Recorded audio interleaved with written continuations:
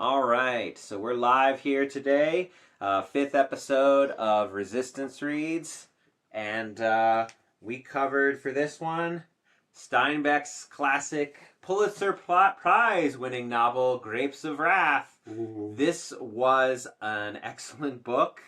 I have to say, I don't know about you, Matt, but I was pissed off the whole time reading it. Yeah, totally. It felt like living in the world I live in right now, and that also pisses me off. What has changed, actually? I guess the rise of unions after the writing of this book, and then the fall of unions. The fall of unions. It's really interesting because, you know, you're reading about all of the union busting, you're reading about all the dividing and conquering of the poor, Yep. and you're just like, wow, there was like a period of American history where we didn't do that so much. Yeah, absolutely. You know, that's not to say it was perfect in the 1950s and 60s, but there was some pretty significant strides. I think if you're thinking about specifically a labor context that doesn't necessarily include like what we would think of today as minorities, not like, you know, like white people from Oklahoma or anything like that. Right. Yeah, there was a really strong like labor and class consciousness for 25, 30 years that was, you know, picked away at by Nixon and then Reagan, of course. The two villains of this podcast. Right. Yeah, pretty much always. All right, so quick summary. I mean, I say quick summary because this is a what, 600 pages? I mean, it's a solid. Yeah, it's a solid chunk. Okay, 400 or 500 pages. 450, I think is probably about right. Yeah, I guess it depends on the version because mine's like 550.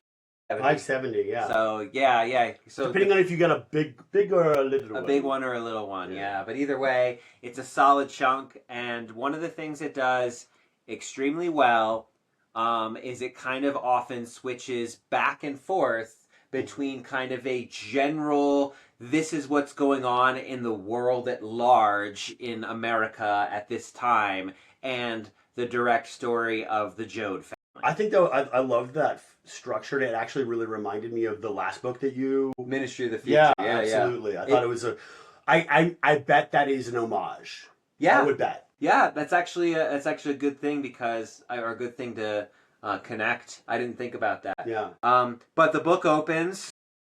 The very first chapter is just the Dust Bowl destroying corn and cotton and wheat, and it's just blowing in. And here's these farmers standing and looking at their crops and trying to figure out what the hell to do. And then after it gives this little vignette of the bigger picture of these farmers, specifically in Oklahoma, because this is where the Joad family is from. Yeah. And kind of what you're getting is as the Joad family travels from Oklahoma to California to desperately find work, you're getting these homages of different parts of the experience, right? Yeah. So you get the destruction of the crops, and then we meet Tom Joad. Right. Tom Joad Jr., right? Yes. So Tom Joad Jr., who is arguably the main character of the book. In a way, I kind of think the whole family is the main character. I know, right? I think you would think that he's the main character of the book primarily because he's the first character, actual character that we're introduced to. We like arrive at the farm with him. Yeah. And Casey. Casey's my favorite character. He's amazing. Yeah. He's a former preacher. Yeah, but then he was also played by Henry Fonda in the movie version that came out the next year. Yeah. Really? Okay. Yeah. Okay. So big movie star energy from Tom Joad Jr. for sure. Yeah. So we got Tom Joad, and we're meeting him, and he's hitchhiking, and we're like, where is he hitchhiking from? Well, from jail. So Tom Joad got into a bar fight. A guy stabbed him. He smacked him in the head with a shovel because this guy had just put a knife in it. And Tom Joad survives. The other guy does not. Right. So it's kind of a manslaughter sort of situation. He doesn't kill him on purpose. He's just trying to, you know, not die from this guy's stabbing him. And so he goes to jail. He gets out on parole. This is kind of a key thing. He's on parole the whole time. And from the context of the book, and I didn't have time to look this up, but the context of the book, it sounds like parole is a relatively new thing at that point. It does. Like, people, like, initially in the book, they don't really understand what it is. Actually. Right. Yeah. There's conversations about what parole is and what that means for Tom Joad. Well, I think this is because like during this period where we're having rising union activity, we're also having rising like reform activity, and prison reform was a thing that was happening at that time, and that's probably an outgrowth of that. Yeah, well, and you see this like in films like The Shawshank Redemption or the Stephen King story. That a lot of these prisons, and of course this is when you talk about the 13th Amendment, one of the exemptions was that prisoners can still work slave labor, right? Which was one of the ways that you got around incarcerating black people and you made them into slaves through prison. Absolutely. So one of the fights against labor unions was like you have prisoners literally undermining these labor unions because so I'm sure parole was a part of this whole system, and it was a little back of that. Yeah, for sure. So he's hitchhiking. You kind of briefly meet this trucker, and Tom Joad is kind of like quiet, and this trucker is like trying to like get information out of him. And Tom Joad is kind of like, yeah, you know what I am? I killed a man. I'm just out of prison, fresh out of prison. I bet you were wondering, right? Yeah. And so then Tom Joad gets out of the car. And then you get this little cute scene about the little land turtle. The little land turtle, which he's bringing it home to his Sims. Right, and Tom Joad ends up picking it up. And then you meet Casey. So he runs into the road, he's almost home, and you run into Casey. And Casey was a former kind of hellfire and brimstone preacher, right? But he's lost that. Yeah. Right? He says, there's a couple of great lines here, right? He's got a call to lead people, but no place to lead them. Right? I mean, such a great thing. And which, is kind of almost like foretelling where Casey's going, because Casey does become a labor organizer towards the end of the book, right? And then also Casey, another line from that chapter, the hell with it. There ain't no sin, there ain't no virtue. There's just stuff people do, right? Which is another thing. It's like which is another kind of like framing of this book, in that, here are these people who are desperate, literally starving to death. There are a number of children who starve to death in this book. There's miscarriages, there's all kinds of stillborn births because of malnutrition. There's it is, we were joking that it was our summer beach movie, right? It's like, yeah, we both went on vacation and chose not to read it whilst on vacation. Yeah, because it was just, so we were texting back and forth like, how's your summer beach week? It's about poverty and destruction. It's not. It would feel so inane to read it on the beach. Absolutely, or like while I'm partying it up in New Orleans, man. Like, I was just not gonna vibe. Wasn't there. Right. So anyway, then Casey and Joe get to talking. They reconnect, and Joe's like, "I'm going back to my family farm," and Casey's like, "Oh, okay, I'll go with you. It'll be good to see your family. I haven't seen your family in forever," because it turns out that he baptized Joad's all the Joads or whatever. Yeah. And they always really liked him as a preacher and all this stuff. His grandma specifically likes him. So then they get back to the farm and there's nobody there. And they're like, where is everybody? Well, it turns out that they're at Uncle John's farm, so they end up going to Uncle John's farm. And then you get another... There was actually a really great scene in the general, when he's like talking about the general situation where like a farm gets pushed down by a steam truck because like the bank is taking over, and he's like, well, you could take it out of my... like, I got a rifle, and he's like, I got a whole ass piece of machinery here, man. I'm just going to tip your farm over. And that's literally what happened to the Joads. Right, it is. Like, they don't say it directly, but the Joads' house is knocked over. But yeah, that's like the next little vignette as they're walking to the Joad family, his uncle's house, because that's where they meet the kind of the vagabond guy. Oh god, he had an amazing name. Hold on, I'm gonna Anyway, it was but they meet this guy, and he is one of the kind of last survivors of the area because all the farms are gone. He doesn't want to leave. Muley Graves. Muley, yeah, Muley. What a name! Yeah, Muley Graves. Yeah. So, the last survivor of a dead land because he's as stubborn as a fucking mule. Yeah. I mean, what a perfect name for it, right? Perfect. Yeah. And it sounds like Oklahoman too. Yeah, it does. Muley's mad as a well, I don't remember what they kept saying he was mad at. Yeah. But it was great. So Muley tells him he's at the uncle's house, so they go marching on. The next vignette is about the banks. Right. And the banks come up, and it's, the banks are a machine, a monster. Everybody hates the banks, even the bankers who work there, but they gotta feed the machine, and it eats capital. Dude, the monster, the machine. The monster, the machine. He refused, he calls them both things, and it's just like, yeah, they're like, we work for the monster. Oh, yeah. It's just... Yeah. You can't stop it. Now that it's there, you can't stop it. And they got to work there because, like, as the constant refrain throughout the book is a man's got to eat. A man's got to do what a man's got to do. A man's got to eat, right? Yeah, like, yeah. Man's got to eat. It really, and every time you run into someone who's a banker, he's like, what are you going to do? A man's got to eat. Or someone who's scabbing. Or just someone who's scabbing. What are you going to do? A man's got to eat, right? And so it's very much like this constant refrain, right? Yeah. And then there was another, so then they find them, they talk to them, okay, we're going to pack up, we're going to go. There's a brief discussion about his parole and what that means, and he's like, well, what if the cops catch you? And Joad's like, well, I've been thinking about it, how are they going to figure out who I am? Yeah. So, exactly. And you're thinking, like, nowadays, yeah.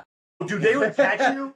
Nowadays, you got a little ankle bracelet, right? They catch you in. Oh, God, you're right. Absolutely, yeah. Well, that's a multi-billion-dollar industry. It sure is. That's if they're not making money off the for-profit prisons, which are in here later in the book, by the way, the for-profit prisons for the union organizers, absolutely, and the migrants, just like today, which I'll talk about later. But man, I gotta say, like, thinking about it, like, why didn't Danny Ocean have an ankle bracelet on? Danny Ocean? Yeah, from Ocean's 11. The first thing he does in the first movie is leave New Jersey and go to Vegas. Is he white? Yes, he's George Clooney. Oh yeah. Man. I've never seen Ocean's 11. I can't believe that, dude. We gotta watch Ocean's 11. Okay. Yeah. We also gotta do a special episode on Andor. We gotta do I gotta watch some Andor, man. I'm too busy watching the Owl House again, though. Yeah, a fella's got to eat. I actually wrote that down. But then, as they're leaving, they're packing up. They're like, all right, we got this handbill. And this handbill says, there's hundreds of jobs or thousands of jobs in California. 800 jobs. 800 men needed, right? Yeah. So they're like, yeah, we'll get out of here because there's literally the land is dead. The land is dead from the Dust Bowl. You can't even grow anything at this point, right? And then even if you could, the tractors are taken over. So you get a major technological change, kind of like what we're experiencing today, which has happened. I mean, that is like the second industrial revolution is the 1930s and 40s, isn't it? I would say I think it's like the late 18s to that. Yeah, absolutely. Yeah. The invention of the cotton gin and the modern tractors. I was going to say the first one, first industrial revolution. Right. Yeah, the 1760s is where historians pin it, even though it's kind of wobbly. I mean, how are you going to pin it down to a decade? Yeah. So, but anyway, so you're having a major technological change, and they have this vignette about this guy like threatening the guy with a tractor. Yep. He's got a gun. He's like, I'm going to shoot your tractor, and he's like, man, well, fella's got to eat. $3 a day is what they pay me to do this tractor. Yep. But that $3 a day, and this comes up numerous times throughout the book, puts hundreds of people out of work. This one tractor. So this guy's thinking about his wife and kid. He's got a wife and a kid and himself, and he's making $3 a day, which is okay money. Okay money. You do the math on that. That works out to like $100 a day now. And it's not great money. It's not great, but it'll do. You can make it work. You can make it work on that, and but you're literally dooming the whole the neighborhood that you're working in. It's brutal. Yeah. So then they get on the road. And there's a bunch of real vignettes about like being on the road and having to deal with store owners and all this other kind of stuff and what it's like to have people like, there was one thing about the guy putting the thumb on the scales for the meat and all that kind of stuff and all that stuff. So, but then they're getting on the road and the first thing to go, like with their very first major stop, the dog gets run over on the highway. On the highway. And the store owner comes out and he's like, man, I lost $3 to that highway. Like, I don't have dogs anymore. Right. Progress. Right, obviously feels like a metaphor to me. Absolutely. And right after that, Grandpa goes. Grandpa dies. Grandpa, by the way, wanted to stay with Muley. He actually fought them tooth and nail. He's like, I want to stay. I don't want to leave. For the first 3 days, he's so excited, and all he's talking about is how he's just going to pick grapes off of the vines when he gets to California, because there's just oranges and grapes, and he's just going to constantly be eating grapes. He's just gonna he can't wait. Juice is gonna run down my face. And the night before they're about to leave, he doesn't go to sleep because he can't imagine leaving. Actually, right? Yeah, he can't actually. So he's trying, and they end up. What do they get him? They got him real drunk. They dose him. They dose him. They slip him a Mickey and put him in the truck, and then tie him up, and then put him in the truck, and then he wakes up, and then he never really recovers after he's like. I kind of think it's kind of like he was so depressed about it, he just kind of dies. Yeah, I think that's exactly right. Well, and I think it's kind of that's a metaphor. Like the dog is a metaphor for like what costs progress. Grandpa's a metaphor for like what happens when you take someone who is part of the land away from that land. Right. You know? Yeah. They just die. Yeah. Well, and then there is a vignette not long after that talks about how, you know, the people who survive are the farmers who buy up more farms. They consolidate farms. Mm-hmm. They get, you know, thousands and thousands of acres. And they mention later one guy got 1 million acres. What's he do with that? What is he going to do with 1 million acres, right? Casey says, like, if you have to get 1 million acres, clearly something's wrong with your soul. Yeah, like, yeah, you know, exactly. You're so stuck in greed and dissatisfied. And then, But like there's also this discussion of like displacement from the land. You don't have that connection to the land anymore. Mm-hmm. And so I think Grandpa's death is like feeding into this kind of idea. Yeah. But yeah, they talk about tractors like a tank crawling over the land. Mm-hmm. They also have a nice point later on where they're like, if you were doing this responsibly and ethically, the tractor isn't a bad thing. No. You know, it's not the tractor's fault. It's the fact that it's being piloted by someone who doesn't care and being sponsored by a soulless bank. Right, right. And so then the banks, of course, because they're consolidating all the land. So if the bank doesn't own the land, it owns the loans on the land. And it talks about, you know, it just keeps consuming and consuming. And so what you get is a consolidation of these kind of big agro-businesses now. Mm-hmm. These people are dispossessed, and the people who really survive are the ones who build things like canneries on their land, mm-hmm. and then they can the peaches, and they talk about the peaches don't go bad if they're canned and all this other stuff. So it's not, there's less waste there, which is true. Which is true, right? Because there's also a brutal part later on where they burn the peaches. And it's fucking heartbreaking. Yeah, there's a vignette later where people, like the laborers, are working and they're just trying to survive, and they're paid so little wages they can't even afford to buy food. Mm-hmm. You know, you got company store situations going on, overcharging, all this kind of stuff, and like. They're just watching as like, oh, these peaches are bruised. We can't can them. We can't use them. So they just dumped kerosene on this. And it's like, I just got so angry. Yeah. So they go on the road. There's a whole bunch of things they experience on the way. Grandma dies in the middle of crossing. I guess it's the Mojave Desert, it is. Right? It's the Mojave Desert. And it's amazing because there's, throughout the story, it's wild to think about it. Like the U.S. before there was a highway system, but like an actual highway system. They call it the highway. The interstate, yeah. The interstate, thank you.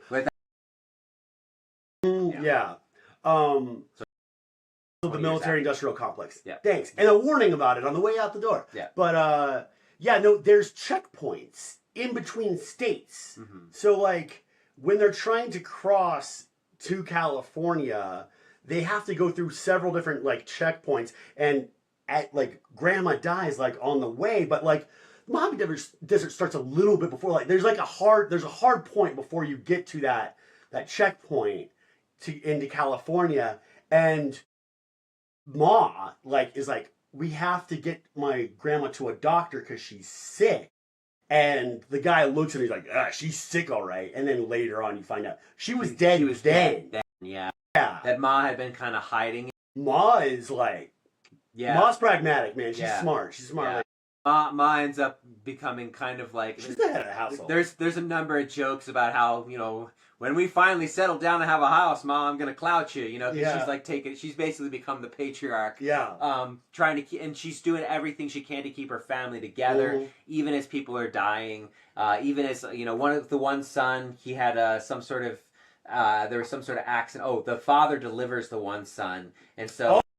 Noah! Yeah, Noah. Damn, dude, right. I a little bit forgot about Noah. Yeah, I'm not gonna lie. But Noah, at one point, right as they get to the edge of California, right after, or is it right before or right after Grandma dies? I don't remember. It's before. It's before Grandma dies. Yeah. Noah's just like, they're not going to accept me up here. I'm just gonna leave. So he just walks off into the woods. Because he's like, I mean, he is literally what they would have called in the time a nature boy. He's like, Right. he's kind of simple, Right. in a way that like He's got probably some brain damage. Got some brain damage, yeah. But he's like a nice kid. He's quiet. He keeps to himself. He's actually really astute and observant, and he like points.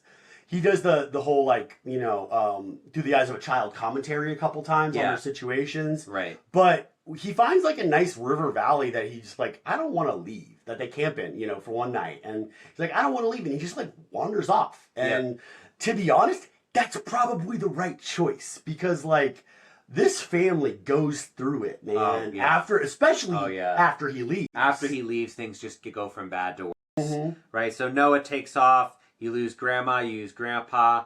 You know, you kind of start out with like, it's like 10 or 11 people. I think so, yeah. And, you know, by the end of the book, you only have a couple left. 5, 6 maybe? left, yeah. And there's a couple of times when the uncle just says, I'm a sinner, I'm just a sinner. Uncle John is, I hate Uncle John. Yeah, he's obnoxious. So much. Yeah, he's so that guy's so self-involved. It's so fucking annoying. Yeah. Uncle John's deal is that he wasn't a good husband. His wife was sick whilst pregnant. I forget if she was pregnant. She was pregnant. She had she's like, my stomach hurts. He's like, that's just because you ate too much because you're pregnant. And then she dies the next day. Yeah. And he never forgives himself for it. So and it doesn't make him a better person. It makes him kind to children occasionally, but like disruptive and selfish in his family, generally speaking. Yeah, and his children are kind of running wild. Yeah, he lives in his regrets, and it's like, I think Steinbeck does like the best version I've ever seen of demonstrating how that, like being obsessed with your past sins, he's always telling people how like, I've never told people half the sins I've done, you know? Yeah. Is selfish. It's self-involved and like, I'm a sinner, I'm a sinner. Indulgent. That's where I was going with that. Yeah. So you know, you've got a bunch of characters here. Of course, so they finally get across California, and that's when they kind of started getting hints on the way that there's not as much milk and honey as was promised. As they get closer to California, people are like, "Oh, you're going to California, huh?" Okay. They start hearing the word Okie, and they're like, what, like people from Oklahoma? Yeah. And obviously, like later on, you find out that it's basically a slur. And it's, you know, it's what they call, like they accuse them of being like subhuman monsters. They're basically the Irish. Oh yeah, and they're basically the Irish. Yeah, they're carpetbaggers, and they're not human. No white trash. No human would live like that. Right. Is what is like several people say that throughout. Yeah, especially the guy that kills Casey later on. Yeah. The guy who kills Casey. Yeah, because so they get there. You know, then they get to a Hooverville, which, if you don't know, these Hoovervilles are basically these tent cities. Yeah. That named after our president Herbert Hoover. Because one of the shortest and worst tenures of a president ever. Yep. And Hoover made the Great Depression so much worse. What did he do? Weird. What did Herbert Hoover do to make the Depression a Great Depression? Tariffs. Yeah, that was it. That's right. Yeah, so tariffs. Tariffs are what make it in... They hate him so much that they name all these poor encampments, these tent cities, Hoovervilles. And so these Hoovervilles have popped up all over California. Of course, the Hoovervilles are horrible places to live. A, because they're just kind of makeshift cities. Yeah. And B, because the cops will come in there and raid and burn things down. And you know, there's all kinds of... Do what cops do. Police brutality, you know, all kinds of stuff. There's lots of real serious critiques about the things that cops did in this book, that's for sure. Yeah. And there's agent provocateurs, which we'll get to in a second. Because after Hooverville, they can't find work. Right. Then someone tells them about a government camp, which is supposed to be the special place. And Tom gets into an argument with just there's a cop who comes with a guy recruiting for work. Mm-hmm. And the guy, they won't tell him how much they're going to make. They won't, like, they're just saying, oh, there's this stuff up in this area. Go check it out. There's work up here. And the one guy, not even Tom's kind of like watching all this. Yeah. And one of the guys is like, hey, like, well, how much are you gonna pay us? I've fallen for this before. I've fallen this for before. Yeah. I'm not going all the way up there just to find out that there's like, I'm gonna be making not even enough to eat. Mm-hmm. And so the cop like comes up and he's like, are you making trouble? Are you a red? Like, they're already into the red communist stuff, right? Mm-hmm. Are you a red? Are you trying to raise hell and all this stuff? And he's like, I'm just asking you a question. And the cop starts beating him. Yeah. And then Tom trips him and pushes him over. And then Casey takes the rap. Casey takes the rap, and we see Casey disappear for most of the rest of the book at this point. I would say like the back half, right? Yeah, I would say like this is about halfway in. So about halfway, Casey disappears, and he pops up back again later. But they arrest Casey, and Casey takes the blame, and Tom's like, we got to get the hell out of here. So they go to this government camp, and the government camp's great. Government camp. It's a co-op. Sounds dope. It's co-op. It's literally a co-op. Yeah, It's so great. it's run by all the community. The community elects its leaders. The leaders are they change every single week because there's the two old biddies that are arguing about who's in charge this week. Yeah, they were great. They were great, but they were like, you don't talk this week. Yeah. This week is my turn to talk. I'm telling them what the deal is. You can tell them next week. Next week you're in charge. Right? So, but they have running water, and then most importantly, because it's a federal camp, state and local police cannot come into it, so there's no fucking cops there. Right.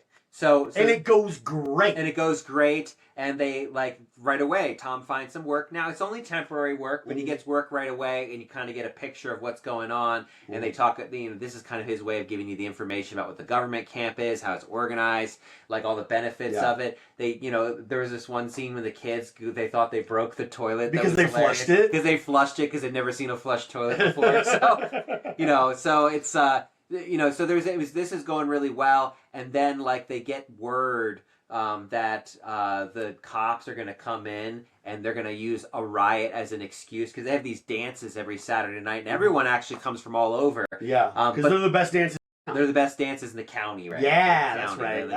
So they have a great time every Saturday night, have these great dances, and it turns out the cops are going to seed some agent provocateurs, which is something we talked about in another episode. So they're going to send in a bunch of people to basically start a fight or a riot and wait outside. Yeah. But because they get word in advance, Tom and a couple of other people. It's like all the guys.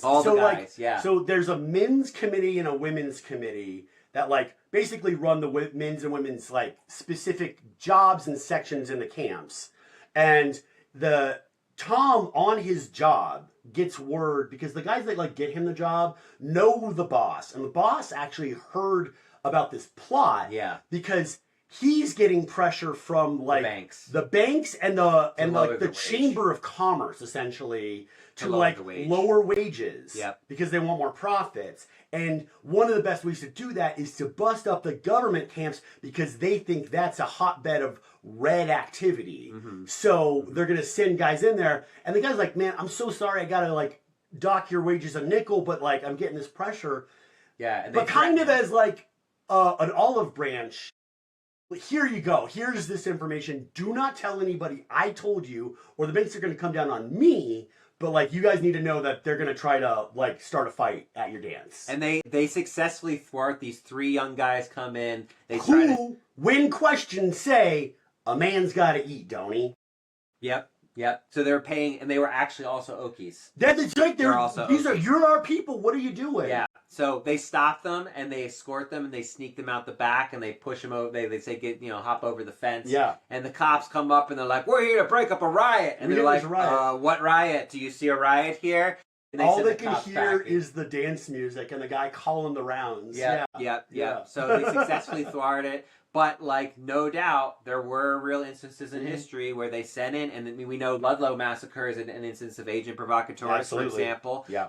You know, there's a lot of famous strikes where, or in even modern protests, where they send cops in, or cops hire someone. Pinkertons, the Pinkerton Detective Agency. So this is a common thing to break up any kind of community power. I mean, that's what the crack epidemic is about. Absolutely. That's what the war on like gang violence, right? You know? The war on drugs, the war on gang violence, particularly created to smash up communities. And because if you have strong communities, you can thwart events like this. You can successfully resist and fight back, and you make less profit as a corporate entity. So. Yeah, but like when questioned later on, like when Tom meets Casey again, Casey's asking him, like, I heard about those government camps. How are they? And they're like, they're great, man. There's no cops there. He's like, there's no cops there? He's like, yeah, man. He's like, after my time in jail, I realized what people have been saying is true, that cops cause more problems than they solve. Yep. And that is so fucking true, man. If you have a good, strong central community, everyone's you know on the same page. In the government camps, Casey asked Joad, he's like, well, what happened when someone got did some trouble? He's like, we threw him out of the community. It happened one time. It happened one time. They were there for like a couple months. A couple months, yeah. And eventually, so that's like where you end up going. Eventually, the work dries up, and they have to move on. And they go up to this peach place, and it fucking sucks. It sucks, right? So first they get up in there, and that's where Joad runs into Tom Joad runs into Casey again. Yeah, because they're moving into this land, but there's cop cars all over the highway, and they can't figure out what's going on. Yeah, they get questioned like 2 or 3 times. Yeah, going in there, right? Like, what are you doing? Like, why are you coming here? Right. So they get questioned. They go in, and they finally make it into these kind of like little facility. They're like little tent areas or whatever, and they settle down, and they get told, okay, start picking peaches right away. It's 5 cents for like a basket, right? Yeah. A box, 5 cents a box. And so, but they pick all day, and they're starving, like they're really on the edge of hunger here. So they pick all day, and they, then you get Ma going to the store and finds out it's like one of these company store situations where you get a slip. Everything's like 15 to 20% more expensive than it should be. Right. And so, and then the guy is like sitting there laughing at her, like as she's like questioning him why it's so expensive. And she's like, you think this is funny? Yeah. And then he says, a man's got to eat. Don't he? Yeah. She's like, but she reads him the riot act, and he eventually is like, I'm sorry. Yeah, actually, you're right. I'm sorry, and here's more sugar than you asked for, or paid for. You know, right. Like, so. And then she says the coolest thing, probably in the book. She says, like, you know what? I always thought it, but I think it's true now that I've talked to you. If you want some help, you gotta talk to a poor person. Yep. So. If you want someone to help you, gotta talk to a poor person, man. Fuck. Right. Because the rich aren't gonna help you. They aren't gonna help you. They're gonna leave you straggling. They don't care. Right. I mean, there's evidence all throughout the book of this, right? So that's such a good, like, little punctuated line. So Tom, this is where things take a dark turn. Yeah. Because now we're getting towards the end of the book. Yeah. Tom decides to go investigate what were all these cop cars. So he sneaks out in the middle of the night. And he finds Casey and a group of guys. And they're on a strike. Yep. So they're striking. They're trying to stop this because when they got there, they were told 5 cents for the box of peaches. But as soon as they got up inside and started doing the work, and they showed up with their first boxes, they said only a quarter, or 2.5 cents per box. Yes. And like that's like not enough for them to even get food at the end of the day. Exactly. So they start from the company store specifically. Right. Yeah. So Tom's sitting there and he's talking to them, and you're hearing about all this stuff, and they're swapping like where you've been and all this stuff. And Casey tells him about all the things that he learned from the prison and about organizing. It's very like, if you don't know who he is, Eugene Debs, look him up. Yeah. Famous labor organizer. In fact, ran for president in prison. So Eugene Debs, he's all like, if you want a good summary of his life, also Howard Zinn's A People's History of the United States has a great section on Eugene Debs. Generally, just read that. Yeah. Yeah, if you want to learn about the real American history from from real people like me and you, that's the book to read. Yeah. So anyway, I kept thinking about Eugene Debs. Well, it's so funny. I like Casey the whole time, and then I hear about that, and I'm like, Oh, I learned organizing in prison. Yeah, of course. Right, right. I'm supposed to love this guy. So yeah. he's out there and he's organizing, and then the police show up. Yeah. And they're showing up for Casey specifically because he's been described as an agitator. Right. And they come up with the classic, the characteristic weapon of the oppression of the people in this era, which is a pickaxe handle. Mm-hmm. Not a pickaxe handle, because it's like kind of a perfect blunt instrument. Right. And they kill Casey and smash his head in. And one of the strikebreakers is like, "Oh, geez, I feel like you killed him." And he's like, "Well, who cares? You know, the guy, the murderer." Yeah. He's like, "Who the fuck cares? Like, this guy was a red anyway." And Casey's last words are like, "You guys are starving children." Yes. You're starving children, and then his second last words is, "They don't know what they're doing." They don't know what they're doing. Just like Jesus, right? Yeah, absolutely, man. They know not what they do. Right? So then this guy smashes his head in, and then Tom goes berserk. Tom goes off on him. I think Tom, it sounds like he goes like all like Hulk on them and kills like it's several of them. It's not really clear what happens, but that was my takeaway. Yeah, he was just like, he just went bananas and just kills several of them. Yeah. And then he escapes. His parents, you know, he gets back into town, the whistles are blowing or whatever, his face is all messed up, he's all... You know, he got hit hard too. Yeah, they broke his nose, his face is all scarred and messed up. So he goes in, he's like, he tells his parents what happened, and they're like, we got to get out of here quick. And they do. They get out, they hide him in a mattress, and they come to check and make sure. But like, while they're hiding him, and this is kind of an important thing, and it's like a subplot that's been running throughout the book.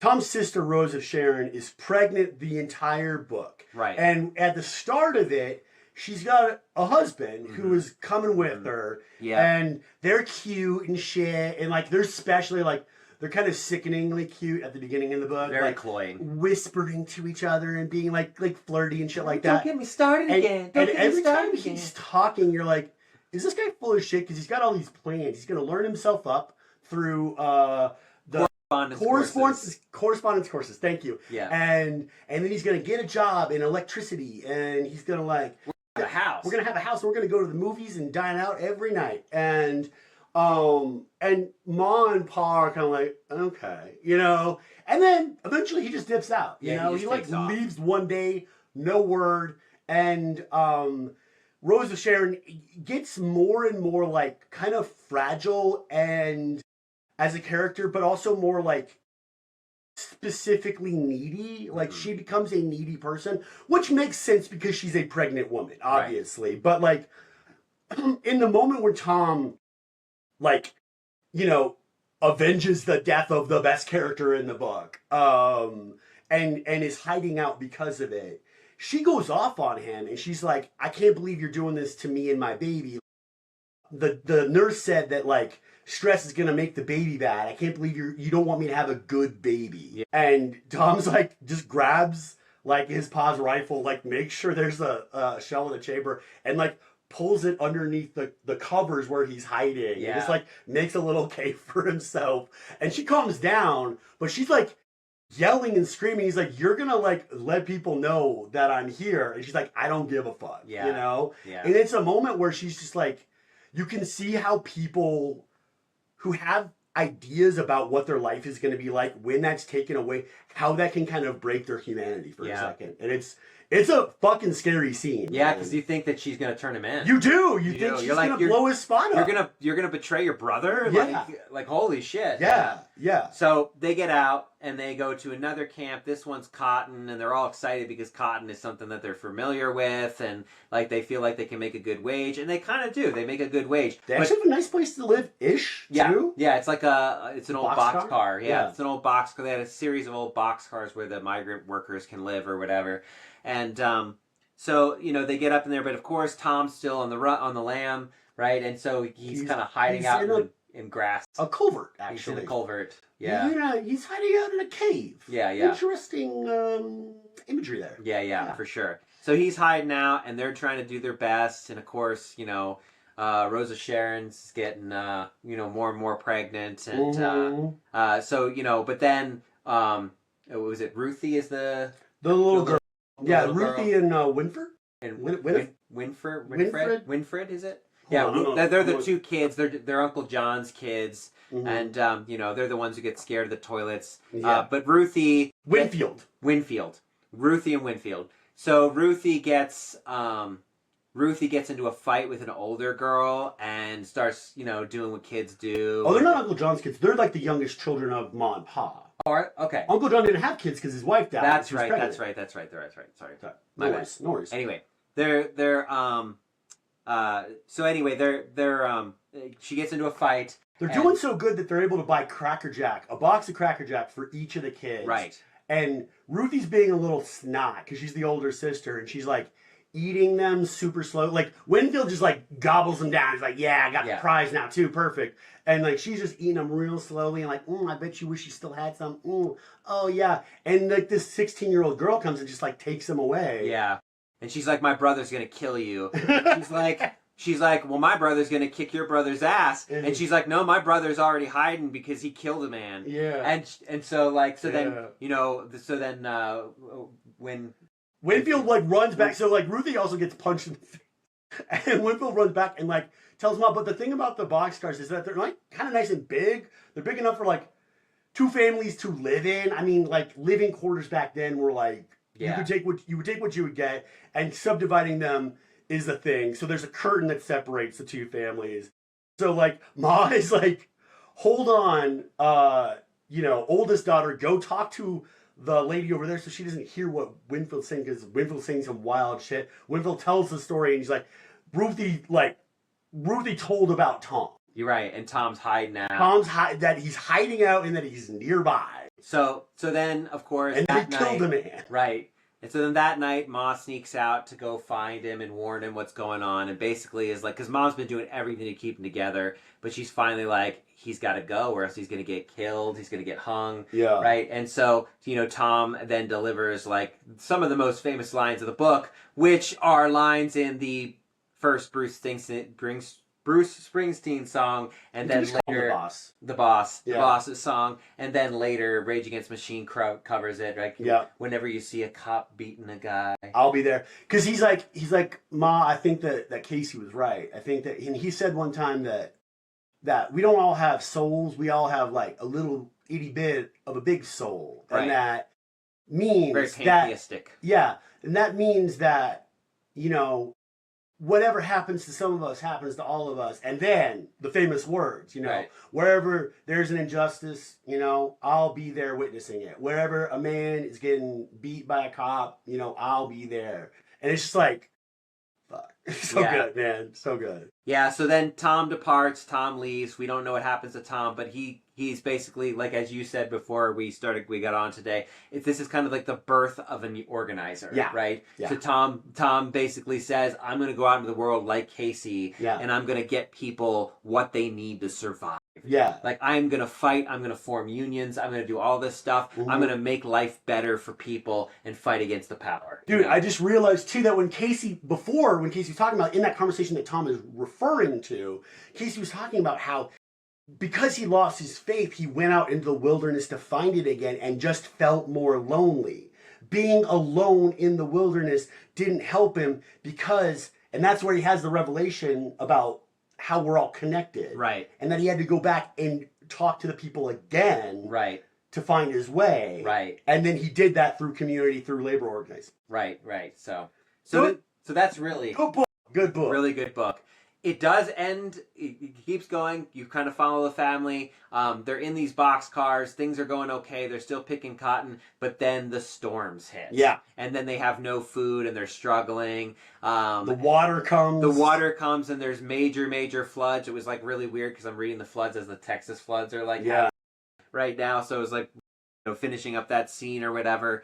And they're basically building like dikes all around to try to save it, but it's too much water. And one of the great little scenes in it where like I think Paul redeems himself a little bit is that so while the flooding is happening, Al, the second oldest son, third oldest, Noah's the oldest, the third oldest son, Al, who's like been a horn dog this whole time, but also Tomcat around, but also is like really adept at like like mechanical stuff, and he's been keeping the truck running this whole time, doing a very good job of it, by the way. But he's also been like, the more he sees like how Tom is kind of like a fully realized person when he comes back from prison, I think he slowly realizes that he wants his own independence and maturity. And so several times he says, all I want to do is work in a garage and like live my own life and like go to movies. He's doing the thing that like, I think he's really enamored of the American dream, which is a dream of like individualism and individual responsibility. And so he meets a girl, the girl that lives on the other side of the curtain in the boxcar, who's like approximately his age.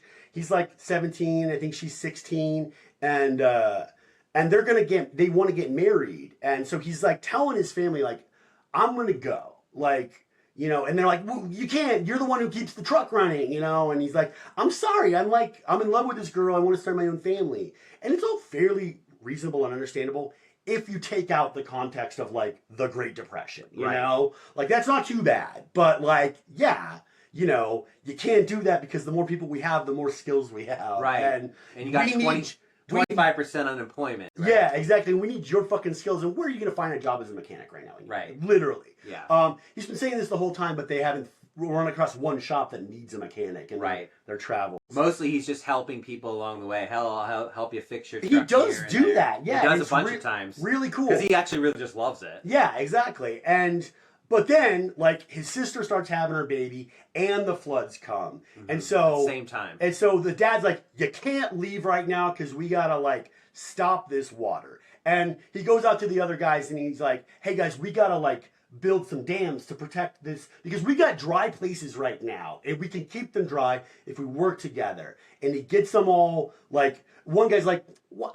I don't want to do that. I want to leave. And he's like, okay, we don't need you. We only got 8 shovels anyway. And then all the other guys are like, okay, we'll do it. Yeah. And so they do a pretty good job at first, but then a fucking tree falls. Yeah, and tree falls and breaks their dike. But yeah, I mean, in part, he uses the fact that his daughter's in labor to be like, guys, we can't leave. My daughter's giving birth right now. Right now. So they're like, all right, we'll chip in or whatever. But yeah, they're doing great. The tree falls over. It breaks their dike. The water comes flooding in. You know, and then all the cars and trucks get submerged too. Which... The batteries toast, and you know they can't go anywhere. And at least till they dry out. At least till they dry out, and then maybe they can make them work. But then you know the water keeps climbing up, and so they finally are like, we've got to go find someplace dry. Ma's like, we're getting out of here. So they go up this hill and they find this barn, and this is how the book ends. And it's interesting. So I think you missed an important part. Rose of Sharon's baby is miscarried because she's been malnourished fully like half of this book. The lady that, you know, the lady next door, the mother of Al's girlfriend, like helps deliver the baby. She's super efficient and super effective in this scene, and it's like, because she's been kind of silly before that, you know, little shallow, but like when the shit hits the fan, she also steps up. The other mother in the situation also steps up, and as mothers do. Yeah, exactly. And it helps deliver the baby, and then like kind of like helps them deal with it emotionally after the fact. And but then, you know, like Rose of Sharon had a baby, like, and is able to nurse, but like doesn't have anybody to nurse. Right. It's like blue mummy. So then they escape. They go up into this barn, and there's this older fella dying, and his son is sitting there, and he's like crying. He's like, "Please, don't you have any milk?" Yeah. And then the book ends, and Ma looks at Rose of Sharon. Rose of Sharon nods her head, and Ma's like, "All right, guys, let's go into the tool shed next to the barn to wait out this rain." And the guy's face is like dumb with horror at the idea of what's about to happen, but she just like cozies up next to him and nurses him, you know? And that's how the book ends. Yeah. Yeah. It's cool. Yeah. So, good ending. Yeah. Kind of like 2 really sick endings to books that are just like kind of abrupt. Stop the action back to back, man. Passing and... Well, and it's just like, no matter what's happening, we use everything we can to survive. Yeah. I mean, that's the whole point of the book. You're going, every inch of this book is about this family doing literally everything necessary to survive, which is why when you go back to Casey and he was saying there's no sin, no virtue, there's just stuff people do. And he says that right at the beginning of the book. And it's like, this is what this book's going to be about. It's about these refugees, these economic refugees, desperately struggling to survive. Yeah, so. yeah. And if you think that somehow, like, in our modern context, people immigrating here is like people taking advantage of a situation, or that they're not your people. Like, we were doing the same thing to people from our own nation over and over again throughout our history, and still do. This is a strong example of that. People came up with derogatory terms for people from a different state, and they made fun of them, called them dirty, called them subhuman. You know, this is like white people saying this to other different white people. And you're right. It was like how people treated the Irish when they got here. How people treated Italians when they got here. You know, these people are basically like white people now, you know, with like a little bit of like a different flavor, but that's it. And like, it's fucking despicable. And it feels so human, you know. He just paints a really vivid picture. Yeah, and so some more context. I mean, he spent 3 years as a journalist exploring this migrant crisis and writing, and there's you can actually buy the collection of his essays that he spent writing. He went up there and he worked with labor organizers and all kinds of different people. I mean, he must have talked to thousands of people over the course of 3 years. The result is this book. However... Yeah, as we discovered, just kind of browsing the Wikipedia, there was a lady who was doing the same thing. She was working as a researcher along with like other researchers for a national labor organization that Steinbeck was in touch with. And let's find her name. It's an interesting story because it really feels like Sora or something? Yeah, Sonora Bath. She wrote a book, or she was in the process of writing a book whose names are unknown, that was set to come out also in 1939. But Steinbeck's book came out first and was a smash hit. Like, Pulitzer Prize winning smash hugely hit. Popular, turned into a WB feature, like Warner Brothers movie, the next year, starring one of the biggest movie stars of his day. Why am I not? I mentioned him earlier off the top of my head. I'm not good with movie star names. Henry Fonda. God Henry damn, Fonda, dude. yeah. I'm like, Jane Fonda's dad. What's his name? And so, yeah, she kind of got scooped. But the thing is, so Steinbeck, because of his status as a novelist, but also a journalist, he's kind of semi-famous at that point. You know, he'd written some successful books, but Tortilla Flats, I think, is what put him on the map. Yeah. Which was like several years before.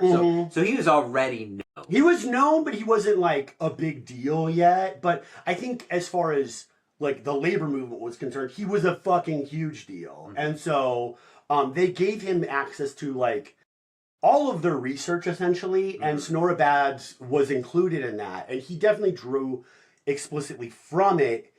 Didn't really give her credit, which does suck, but also they're like, because they're both telling like stories that are modeled on experiences that they have witnessed, the themes of like starvation, privation, miscarriage, and the abuse of the banks run deeply through both Whose Names Are Unknown and The Grapes of Wrath. And her book didn't get to be published until a year before her death in 2004. She lived to be 98 years old. Yeah. You fucking go, girl. Yeah. And she was bitter about it the whole time and claimed that she was a better writer than Steinbeck because her book was more realistic. I, as a fan of literature, would not necessarily say that realism is what makes a good novel, but it definitely makes good journalism. And I think that this novel was... I mean, it definitely had an impact on me. Definitely. And it didn't really change the way I looked at anything specifically because I was familiar with this part of history. It wasn't like it was 1984.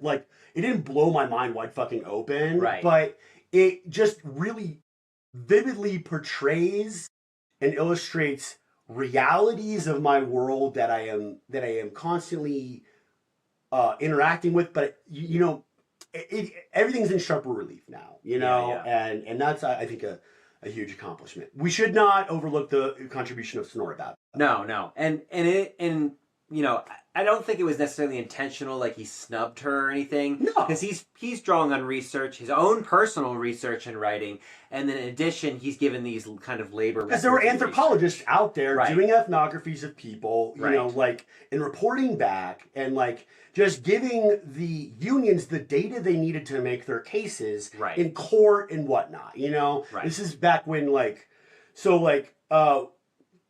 FDR's having to deal with the fuck-ups of the Hoover administration and others, obviously. But, like, he's fighting for, like, to get legislation passed and not get knocked down by the Supreme Courts. To the point where he had to threaten to expand the court to, like, get what he needed to get done. I mean, it's a pretty authoritarian move, but it was an authoritarian move in a way that I like, so I'm like okay with it. You know, that's how authoritarianism works. But he's like, yeah, he was definitely like, he wasn't just like taking the gloves off. He was like putting the gloves on, but putting barbed wire around the fucking gloves. It's like he made fucking business, and they needed this information to like make a compelling argument in court, and yeah, so Steinbeck was like had access to all of that stuff. Right. Which is very fucking cool. Yeah. I mean, I have so many thoughts on this one, and we spent a lot of time describing the book, but I think it was good we did. Because normally we only spend a little bit of time describing it, but there's so much to this book. The whole point of the book is the experience of living this life. Right. And speaking of experiences, I mean, I've had my own kind of experiences with this kind of stuff. Well, we got to talk about the peaches again. The peaches, yeah. I mean, talk about it. Right. So for example, like there's this scene towards the end of the book when they're getting to the peach area, and they talk about how if the peaches are bruised, if any of the food is damaged and they can't sell it, instead of giving it to the migrant workers who are starving, they set it on fire with kerosene in these ditches. Yeah. And they have guards and cops to prevent them from getting the food. Yes. And I had an experience like this when I was in grad school.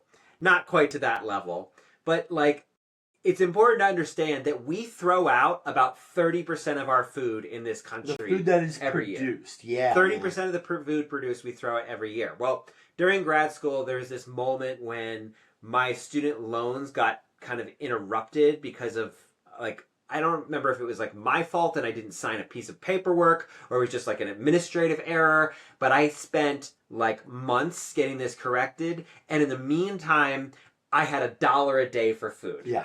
Tina's burritos for like 3 months, right? God, dude, we had a time in grad school where it was red beans and rice for a month. Right. Yeah. So you're doing what you can to survive. And a friend of mine, one of my roommates, is like, "Hey man, you know, like behind grocery stores, they throw out a whole thing of food and it's all like saran wrapped and everything, and it's just like it's the food that they just throw out because it's technically expired." But he's like, "Sometimes I go back there and I get some amazing stuff." I kind of like went after hours and waited to see what days and times they throw the shit out. Yeah, man. And I got some of the food. Yeah. And I did that successfully a couple of times so that I could actually like have nourishing, healthy food, only to one time come back to find a security guard standing there, literally chasing me off with a gun and saying, "You can't steal this food." And I was like, "But the food's going to the garbage." Yeah, like, no one's eating it, right? So it's like this stuff still, and that's like the same thing with homeless people who encounter that. Like, you know, it's like, and we throw out so much food. Like, we were looking up the numbers. Importantly, 30% of the food that is, like, not owned by the consumers. Like, it's before it even gets to people. It's grocery stores and restaurants and various other places. Yeah. And there was different estimates on how much food this is. I saw as low as 30 tons of food, as high as 60 tons of food every year in the United States that's thrown out. And it is like way worse if you look at the global numbers as well. Yeah. So we're just like throwing out food people are literally, you know, what is about 1 billion people on this planet are food insecure. And then like another 1 billion are like on the margins of food insecure. And yet we have more than enough. We have enough food for 10 billion people, right? And so, like, this book, just when I'm reading this part about them burning the food, I was just getting so angry. Yes, exactly. And it's like the grocery store's throwing it out because it doesn't feel like it can capitalize on it in a risk-free way. Right. Like, so they've got the sell-by dates on there. I don't know if you've ever worked at a grocery store. I certainly have. Yeah. Back in the day. Yeah. And they've got the sell-by dates on there that are just recommendations from the manufacturer and the lawyers. And the lawyers, exactly. So like one of the things that the FDA did a really good job of was like taking food that would poison people out of the market. One of the mechanisms they use to do that is to put these very conservative dates on the packaging. Yeah. And then when it comes to produce, they throw stuff away because it might not be attractive looking. So like you might walk past like a little shelf in your grocery store where they've got like some bananas that have some browning on them, or like an apple or a peach that's bruised, you know. You have the option to buy that for like a steep discount because they still want to make a profit on it, and they're like letting you know that you can do that. But at the end of the day, they're going to take all of that stuff and just chuck it in the fucking bin. And they don't want you to have that because if you get it for free, then why do you need to pay them for the privilege of eating, right? So there's an incentive for them to like control the market that they're existing in and like keep you from accessing cheap stuff so they can sell you stuff. Right. And they will go to the lengths of having a guy with a gun threaten you away from that, instead of just giving someone who's hungry some cheaper free food. It's like, yeah, it's fucking, I mean, it is despicable, and it's literally just a naturally occurring outgrowth of the system that we have. Yeah. And in fairness, there are lots of organizations that do show up to grocery stores, get some of that food, and then distribute it. That's true. When I've gone to food banks, there are definitely some of that food that does end up in food banks. You know, so there are organizations that go to restaurants. I can't remember the name of it anymore, but I went to an academic conference a couple years back, and they were, you know, it's an applied anthropology conference, so people are looking at how do you solve problems, and one talk was on hunger, and they're out of Boulder, and I can't remember the name of the organization, and I kind of feel bad, but like, you can just Google them, I guess, and try to figure it out. But they essentially only get leftover food from the grocery store, and then they have you don't have to pay to get the food.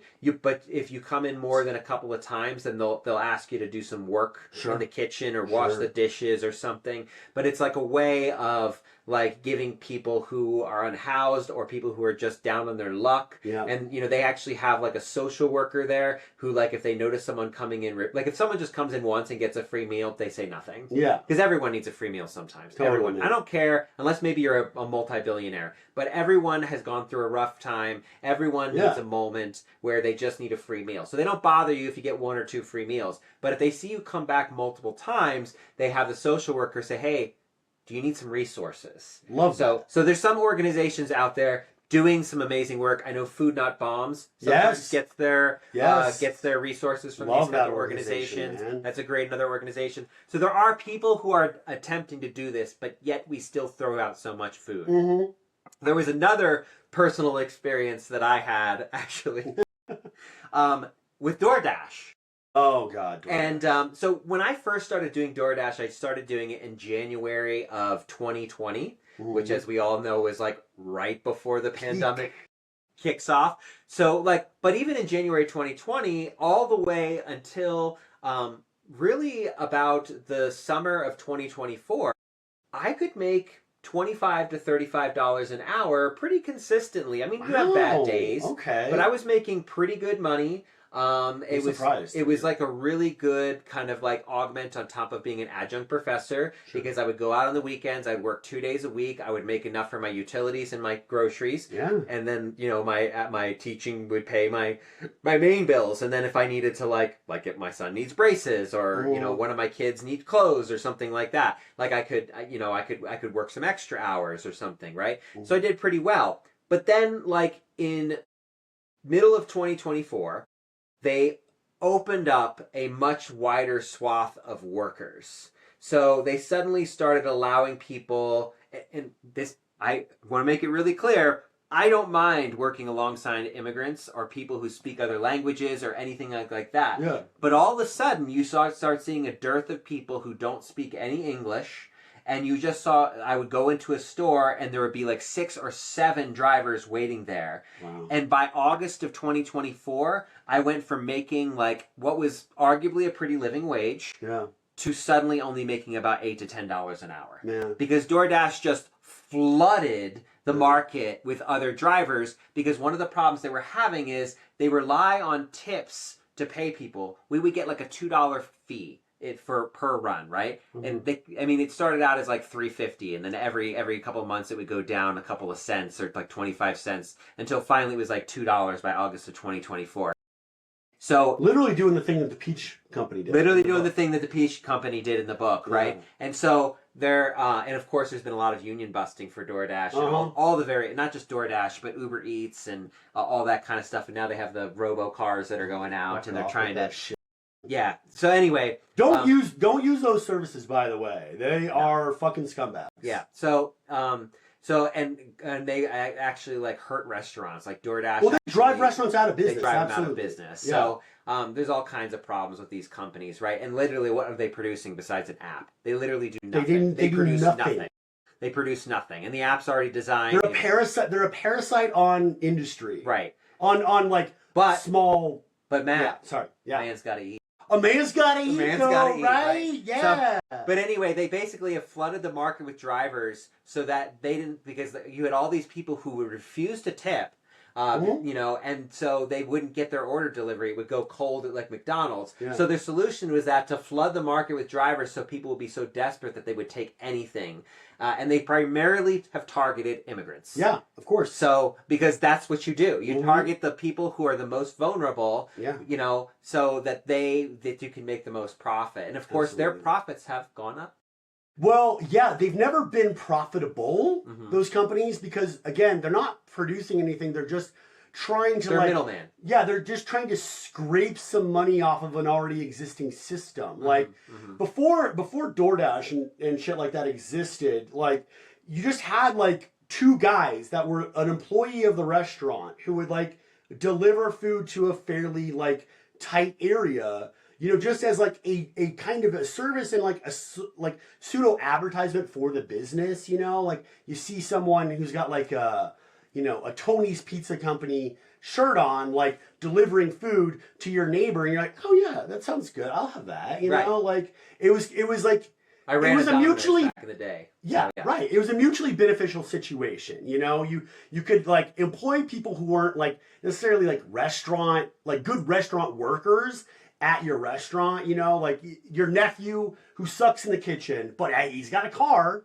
you know, and he can drive. He's kind of cute looking, so like send him out in the neighborhood just delivering food for you. And then like these fucking, you know, disruptors come along from Silicon fucking Valley, and they're like, what if we could make it so that like anybody could have delivery for their company, and we're like changing the fucking game by like making an app where like people just drive around town doing Uber, but for food. And destroying the taxi industry too. Destroying the taxi industry and the food delivery industry at the same time. And we're going to charge companies for this service. And we're going to charge, we're going to charge restaurants for this service. And we're going to charge people for this service. And that's how we're going to make money on this service. And it basically made it like economically dubious for people to have their own delivery in-house. And it made getting delivery like 30% more expensive. That's why people don't want to tip their fucking DoorDash drivers. They're paying the poor against you. Yeah, they're already paying like they bought a $20 pizza and they're already paying like $35 for it. Now they get a tip on top of fucking that. Man, don't get delivery from these people. They're scumbags. They're parasites on any industry that they try to disrupt and make efficient. Yeah, well, Airbnb has completely caused a huge part of the housing crisis too. It's caused part of the housing crisis. It's actually caused hotels to also get rid of their in-house amenities. So like people who I used to work at a hotel in college, and it was kind of a great experience. Like you used to have people who like would drive like shuttles for like hotels. So like people from out of town could like go to different spots around town and not have to take a taxi, you know, which can get kind of expensive. If you're already staying in a decent hotel, they might have that service for you, which is kind of great. And they also have gotten rid of valets, or like they just outsource that to standard parking now. And they've gotten rid of bellmen and concierge services. I don't know if places have that anymore. I mean, really fancy hotels probably still do. But I think they also outsource them. I have a friend who still works in the industry, and he was saying that he thought his job wasn't very secure. He works at the Oxford Hotel.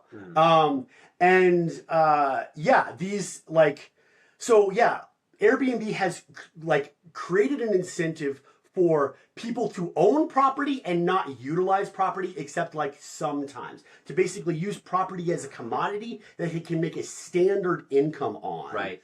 And so it basically it's an investment now. Yeah. So lots of like nice places around town will get bought up by people from either like 2 neighborhoods over or out of state or out of the fucking country, just so they can rent them out to people as Airbnbs. So they're only being utilized like 20 to 30% of the time. We have a friend, some of like our friends from Scotland, from Kira's grad school, lived in Edinburgh. Edinburgh was one of the best places I've ever seen in my fucking life. When I lived there, it was gorgeous. It was like I was so fucking poor, and I still had an amazing time because it was a beautiful place to walk around, and you just like it's like Paris but in Scotland. It's like a little Paris in Scotland. It wasn't bombed, it wasn't blitzed by the Nazis. It's like one of the only cities in the UK that didn't get blitzed because of how it was positioned in the country, and the defenses, the air defenses protected it, and it was such a vibrant and cool place to live. And when I went back 5 years later in 2018, I'm like, hey guys, how's it like, you know, what's life like now? And my friend Caroline's like, it's fine, except like, I feel like we don't have any neighbors anymore. Like we might be the only people living in our fucking apartment in the center of town because they all got Airbnb. It just hollows out cities. It takes residents of cities and pushes them to the fucking suburbs because they can't afford to live there anymore, because if you have a beautiful city, people want to go and stay there and pretend like they're a fucking resident of that city and act like they live there and like have a little apartment. But it's, you know, it's killing the hospitality industry, which is like, hospitality is like, that's a trade. If you're good at that, you can do that your whole life and make money. And make good money. That's the thing in the jungle that homeboy gets up to at the end of it. He works for a communist hotel, and they all share tips, and it's like he's describing it like it's a communist utopia. It's literally just how a bell stand worked when I worked there, you know. The apps are killing the good jobs. What I'm trying to say. That's what that long speech was about. The apps are killing the good jobs for working people, and the more you use the apps because you think it's efficient, the more you're doing a man's got to eat. Yeah. And this actually leads me to another point about the book, because you're reading the whole time, and as they're traveling through the country, they see more and more consolidation. They see more and more essentially corporate entities, or people becoming corporate entities, buying up all this particular land. And so you're seeing, you know, it's really funny because it got me thinking about the Enlightenment.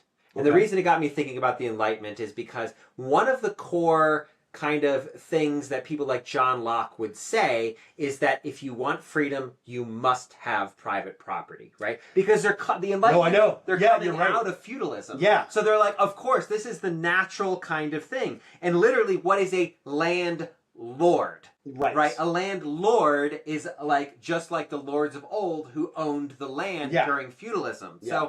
So you have this kind of approach where in the Enlightenment, I understand their logic and I understand the reason why they said, look, we have been doing feudalism for centuries. Feudalism exploits people. Yeah. But what ends up happening when you focus for private property held by individuals is you just shift the power. Yeah. You just replicate old feudalism to where we're literally now moving into a kind of techno-feudalism. We definitely have techno-feudalism on the horizon.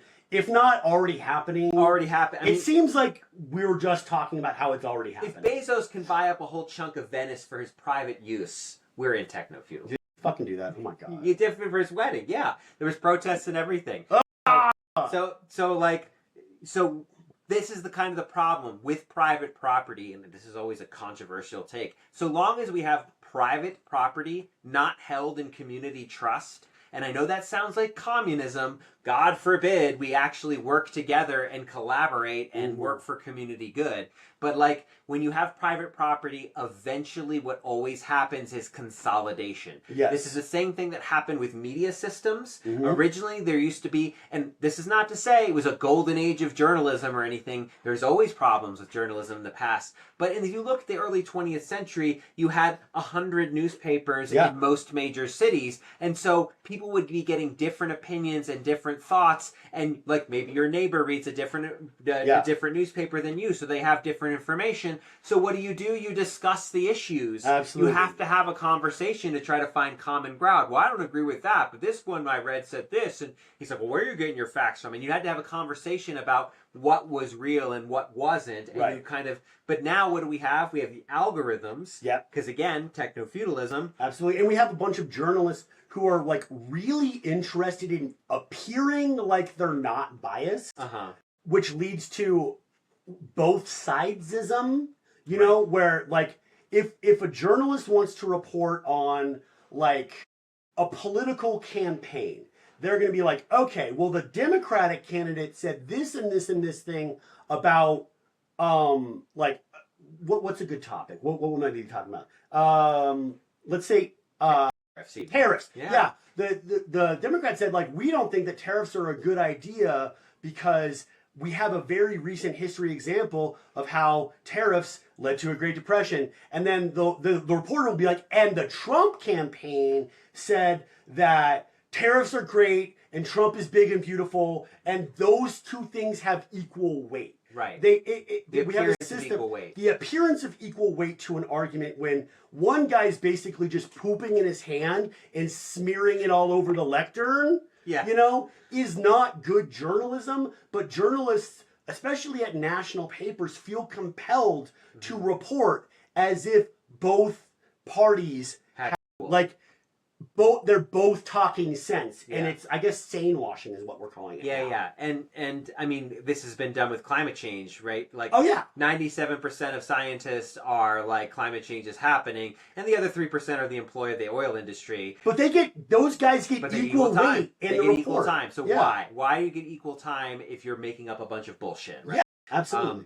But yeah, I mean, good journalism anymore either because of consolidation. Right. So consolidation is always a problem from any particular direction. Yeah. But really, like, this is the problem with private property. So all these people can use these investments and they can buy up the land and ruin, ruin whole cities and all kinds of stuff. Yeah.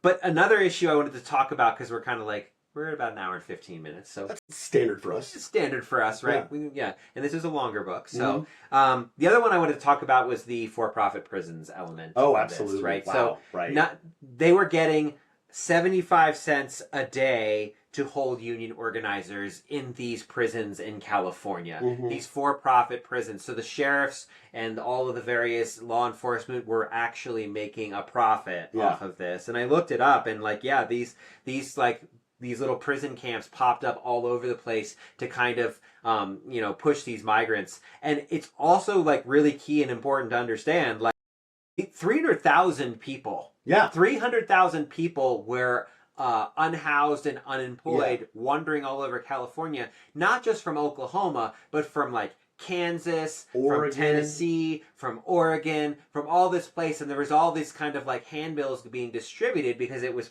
cheaper to print the handbills and then bring in a bunch of migrants and then pay them next to nothing, like literally starving wages. At the beginning of the novel, they're like, they wouldn't have printed up these handbills if they didn't need these guys. Right. They didn't have jobs for them. Right. Like, let's go do it. And when they get there, they didn't understand the scale. Right. And it's all about scale. Like, right. if you're a psycho-capitalist, scale is your friend. You got 50 guys fighting for one job, and again, I had this experience with a freaking pizza place in Oregon where they literally made us stand in line for 8 hours for 2 positions, Jesus. And you couldn't even.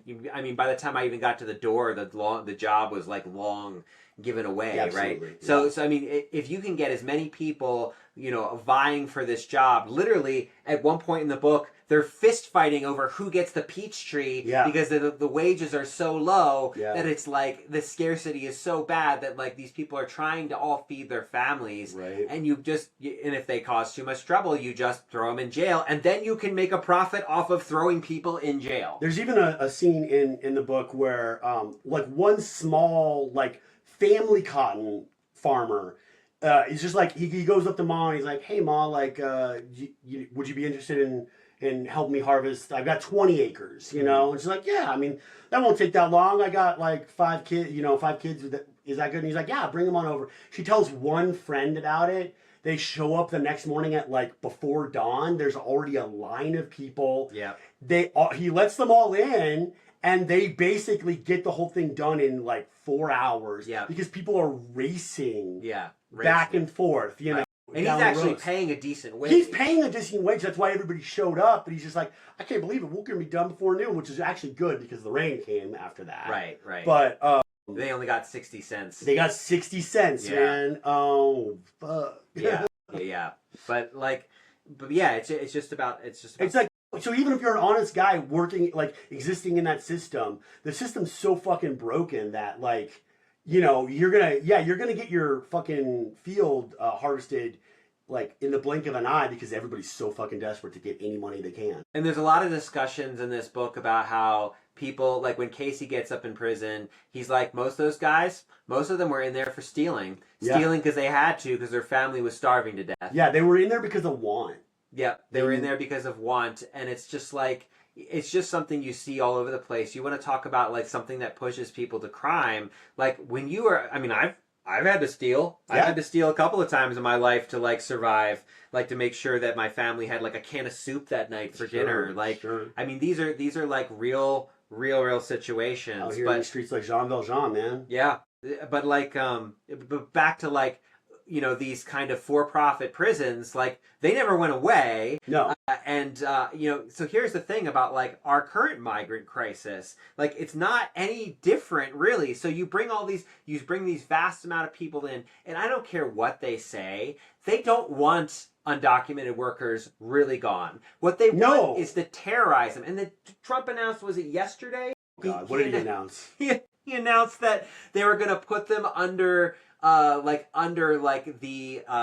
the watchful eye, like these undocumented immigrants. Maybe we won't deport them all, but we'll put them under the watchful eye of corporations. And basically a sponsorship program that sounds like slavery. They want them to be insecure so they can exploit them. That's exactly what they want. Like all the rich folks out there who have like nannies so they don't have to parent their children, and they got gardeners so they don't have to, garden their fucking estates, which are sprawling. They want undocumented workers because they can just threaten them. If they ever feel like they're getting out of line for any reason, or maybe the richos have a bad day and want to go off on someone, they want to be able to do that consequence-free. They want to live their lives consequence-free. So yeah, that they want undocumented people here. Yeah. They just say they don't because it's a cudgel they can use to like influence the voters who they want to vote the way they want them to vote, because they don't actually like fulfill the needs of those people of poor people in the country. Right. But if they can threaten them with cheap labor that's going to take their jobs away from them, then, they can get them to vote Republican in the election. Well, and this was a part of like my own research, looking at how media portrays this versus the reality on the ground. We focused we focused on a lot of things, but undocumented people were one of these things when I did with the Romero Theater Troupe, which, little self-promotion here, but here on my YouTube channel, you can watch the film about it, Unbound, the story of the Romero Theater Troupe. That's actually how I met him. Yeah, that's actually how we met. His wife brought him to a showing, and we were colleagues already. So, but one thing that we you look at is that you see, okay, they've militarized the border, which is a big cash cow. They bring in all these people. These corporations hire these people. I mean, I think it was the Hilton. It was one of the downtown hotels. Got caught hiring a bunch of undocumented workers, and this is like 2004, 2005, and then they just didn't pay them at all. Like not paying at all. It's called wage theft. Yep. But really, happens a lot. But what it really is temporary slavery, right? Yeah. And it's actually called new slavery in a lot of the academic literature, because it's temporary servitude where they just throw you up against the legal system if you complain. So they always picked undocumented workers. Yeah. Because then it's beneficial because you can either pay them an extreme low wage or not pay them at all and make a bigger profit. It's also hire construction workers. Yeah. And because they were doing renovations at one of the hotels. Oh, I think it was the Hilton. Was it the Hilton? No. Damn, I'm forgetting. It was the Hyatt. Maybe the Hyatt. I worked at a hotel at that time. I definitely remember hearing about this. Yeah, and then on top of that, they have the for-profit prisons, which, by the way, are for-profit because they charge taxpayers money. They make $160 a day a head, not 75 cents, because that's the modern equivalent will be 160. But obviously they were doing this all the way back during the Great Depression. So $160 $60 a day plus a stipend for food, plus a stipend for medical care. Literally, there was a story, John Oliver covered the for-profit prisons in one of his episodes and talked about how instead of antibiotics, because they didn't want to pay for antibiotics, they were using sugar on wounds to prevent infection. So they cut corners everywhere, so then the for-profit prison stock price go up. Which just incentivizes them. By the way, ex-cons are another group that are also... They want high recidivism rates. Yeah, because if you have a felony on your record, you can be dismissed at any point, and people can be just like, oh, well, you're a felon, and people found out and they got uncomfortable about that. So that disproportionately affects native-born people here, just, minority people, black people usually. Yeah. So there's all these systems to essentially make money off of the prison system, off of cheap labor and workers, off of all of this stuff, right? So there's money everywhere to be made off of either undocumented people, stateless people, which are often undocumented, or what we call IDPs, internally displaced peoples, right? Which an example of an internally displaced people would be the Joads. Yeah. The Joads are internally displaced. A modern example would be like Gaza, Palestinians are internally displaced, right? Yeah. So so the goal is to basically disenfranchise people, make them desperate so that they're fighting one another so that you can continue to grow, maintain your power and profit. And that's what all these app services essentially do. That's what I realized DoorDash was doing to me. It was making me angry at all of these other workers, but a man's got to eat. A man's got to eat. A man's got to eat. So don't he? Oh man, it's there's so much. Yeah. There's so much to this one. Yeah. So I mean the main I think the takeaway from this, the way it ties into the title of this podcast, Resistance Reads, is that the best way to resist this is through collective action. What the government, the only success story in the book, and the bit of the book they chose to end the movie on was the government camp. Okay. Because it was fairly ideal. Like, people were living in tents there, but they had access to clean drinking water, showers, they had credit. If you weren't working, then you could get $5 of credit for food out, and you could pay back later. If you couldn't pay back, they would find a job for you in the camp and pay it off. Yeah, exactly. So that is what the Joads are doing when they run out of money. Like, we come back to them after they've been there for a couple months, and the situation has gotten a little worse for them, but it's mostly their pride, actually. They could have stayed in the government camp. No one was kicking them out. No one was kicking them out. They just felt compelled to leave because they had the Protestant work ethic that we've all been inculcated with, which tells us that if we're not working, we're not contributing. That we don't have any worth. That we don't have worth. Yeah. They could have worked there. They could have contributed. Federal government was giving them money to be there. But they didn't like it. And so they left to go to one of the worst situations I've ever read about, like living condition situations I've ever read about. So hostile, so terrible, that peach farm, man. It's in America. Well, of course, yeah.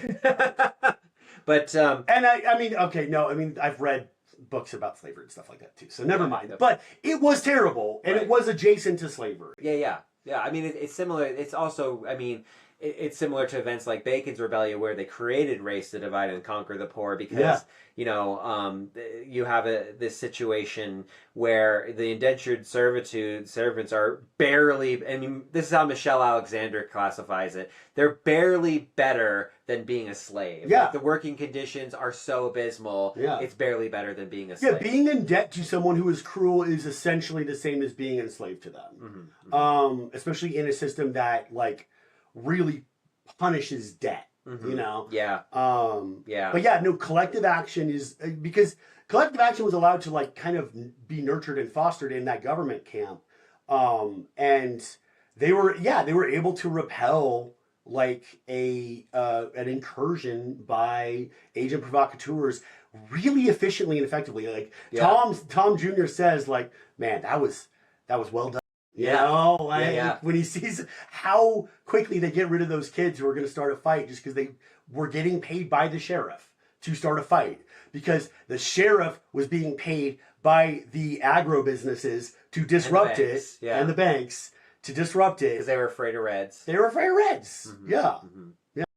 And I also am not, just to clarify, a communist. I think there are a lot of problems with the way that you centralize power and authority, and communism in a lot of ways is just kind of shifting who controls the reins of power, and it's still a very strict hierarchical structure. We've never seen a good example of state communism, because it always ends up centralizing power, and power always ends up perpetuating itself. Right. Concentrates itself in the hands of a few people, right? Yeah. So I am definitely much more of a democratic socialist, and this government camp was a fantastic example of these kind of worker co-ops. And again, we mentioned it with Ministry for the Future, the Mondragon model, which has been successful for over 100 years, and they are the only region of Spain that didn't really go through much of a debt crisis, and didn't have high unemployment rates, and didn't have all these problems,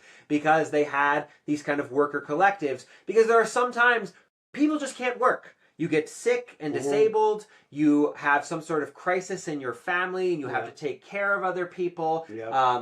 Maybe you just you lose your job for reasons that are beyond your control. Right. And so when you have a worker collective, everyone steps in and takes care of everybody else. Yeah. Or there's systems set up. So, and then the other thing about these worker collectives is it was when I was working at Starbucks, and you have a situation where the boss is upsell all the things. And I looked at him and I was why should I upsell? He's well, because it makes the store more profitable. And I was and who benefits from that? Yeah.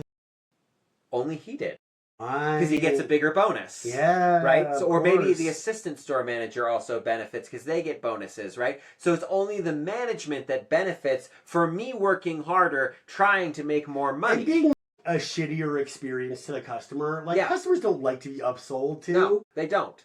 Right? But that was oh, labor is high today, we have to upsell. And I'm labor is high, which means you get less of a bonus. Why should I care? Yeah. If I had a stake in it, which you do in a worker collective, because everyone does profit sharing. Yeah. Everyone gets a living wage, and then whatever additional kind of bonuses get equally distributed throughout the community. Yeah. So everyone has an incentive to do more work, to work harder, to care about their job. Yeah. And so you tend to see, on average, better attitudes in these situations. And better outcomes, too, like actual more profitability. Right. And these companies, you know, like they end up doing better over time as well, because you're not having a bunch of shitty executives who are largely put in by investors that are completely divorced from the company. Absolutely. Just like these people are completely divorced from the land as they consolidate, like making decisions, like Starbucks is hemorrhaging money. They're really struggling. And part of the reason is because the big CEOs are making decisions that piss off the customers, that then piss off the employees. And so you have like this constant fight, again, between the customers and the employees that they don't have to deal with. It's actually wild. I never thought this would happen. I've started to see more like local coffee companies. Like anywhere I go to, I feel like I see like as many local coffee shops. It feels like the 90s again is what I'm trying to say. Like when coffee shops were a hip thing because of Friends, you know?